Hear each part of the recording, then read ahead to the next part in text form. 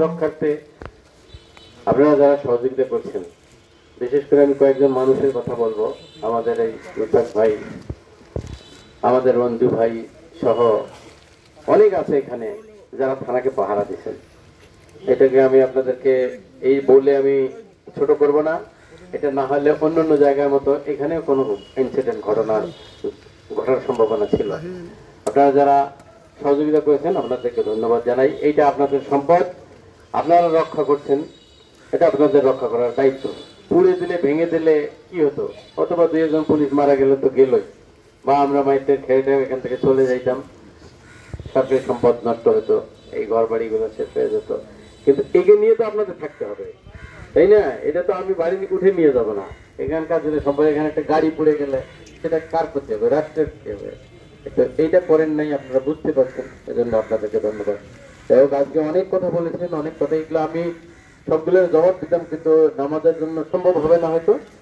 দু একটি কথা বলি, সেটা হলো আমাদের প্রথমত মাদকের কথা। মাদকটা নিয়ে বড় সমস্যা আছে এখানে।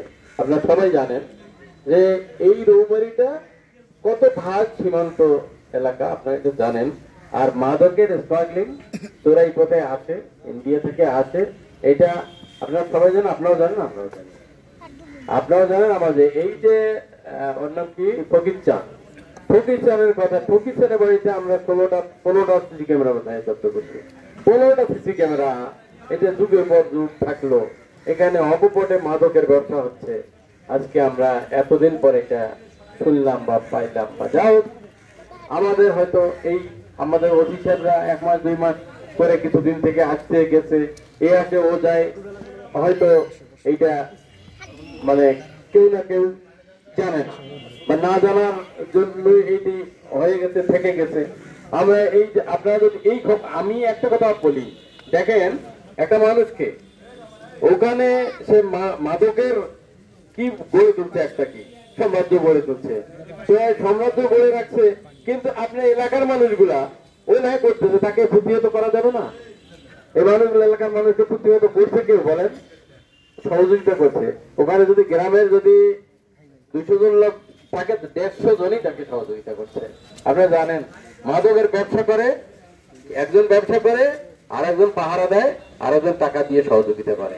আপনার এলাকায় এই ঘটনা ঘটছে, আপনার এলাকায় এই ঘটনাতে এই ব্যবসা চলছে। জাদুচর ইউনিয়ন, ওই যে ভাই আছে মতিয়ার ভাই বলছেন, অনেক কথাই বলছেন, কিন্তু জাদুচর ইউনিয়ন তো আপনার জাদুচর, এখানে কি আর একটা ইউনিয়ন আছে চর সৌবাড়ি, দাঁত ভাঙ্গা, এই এলাকা জাদুচরটা বিশেষ করে সবচেয়ে বেশি মাদক প্রবণ।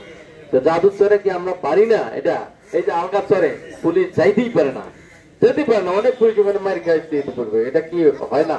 পুলিশকে এই সহযোগিতাটা করা যায় না? ওই যে মাদকটা নির্মূল করতে যায়, আমাদের সন্তানরা তো নষ্ট হয়ে যাচ্ছে। সন্তানরা কত ছোট ছোট ছেলেপেলেরা আজকে গাঁজা খাচ্ছে, আজকে ইয়েবা সেবন করতেছে। এটা কার সন্তান নষ্ট হচ্ছে? এই এলাকায় কিন্তু আমরা যারা চাকরি করতে আসছি, তাদের সন্তান কিন্তু এই এলাকায় খুব কম, খুব কম।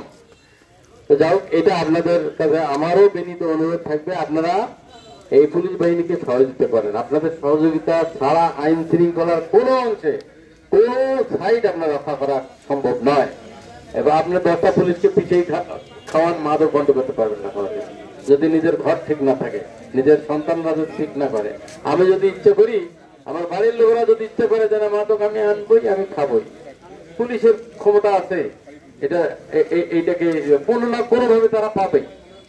কিভাবে মাদক আসে তা জানেন? গ্রামগঞ্জ গুলোতে ওই মোটরসাইকেলে নিয়ে যায়, ইয়েবা ব্যবসায়ী মোটরসাইকেলে যায়, যে কোনো একটা ব্রিজের কাছে বা যে কোনো একটা খোলা জায়গায় দাঁড়িয়ে ফোন দেয়, ওদের নেটওয়ার্ক থাকে, অমুক অমুক অমুক অমুক আসো আসো, আমি এই জায়গায় আছি, ওখানে যায় নিচ্ছে, ওখানে খাই দেয়।